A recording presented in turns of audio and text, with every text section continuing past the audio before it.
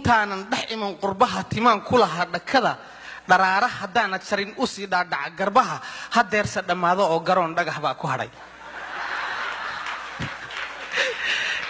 intaanan dhex iman qurbaha anigu de timo waan leeyahay alxamdulillah waan roonay laakiin de waa tusaale weeye waxaan intaanan dhex iman qurbaha dheehan abid maali jiray caanaan dhami jiray liso intii dhiil laygu shubo kolkaan dhabanada qabsado durbaba dharag aawadeed dhag baan dhihi jiray hurdada khuuran ka dhawaajin jiray hadeerse ma soo dhacdo soo jeed dhafar baa dilay waxaad arkaysaa saacaddu way isku raysaa mooji dabadaad moodaa in laga soo eryayo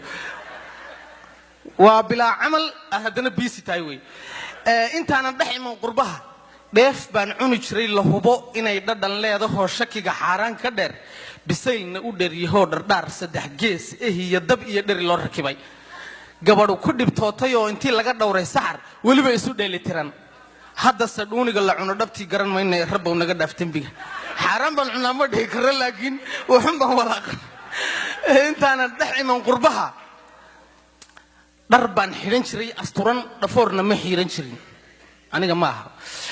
dhafoorna ma xiiran jirin hadeerse dhaqaaqayo inaan dhumay waa hubaal surwaalkii dhaadhacayo baryuhu wuu dhaafayoo asagoo dhacay baan haddana dhagaatiga sii hayaa dhallinta qaar baa misano dhegtiiyo bishimahaba duran sidii dhuruqdhaaruq iyo dhurwaagaa loo socdaa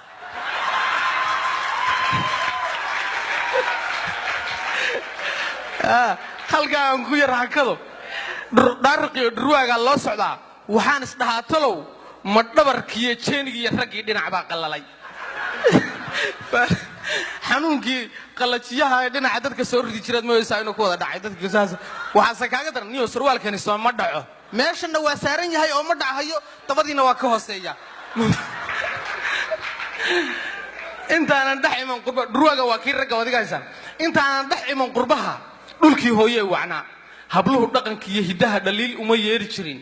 dadkii dhalay oon la marin haddii guur loo bandhigo dhulkaba kama qaadi jirin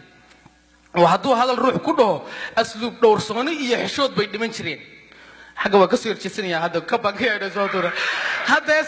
hadeerse la dhaaf warkaa kuwani way soo dhigteen dhurwaaga ka daran wax cunis jallaato la dhooway bay gidaarka ku dhuuqayaan dharaarana kay arkaan dhaqsay iska raacayaan markuu dhowr cunug ka dhala ayuu ka dhaqaajiyaa markaasay kii dhaliyo hooyada ku dhibaan daryeel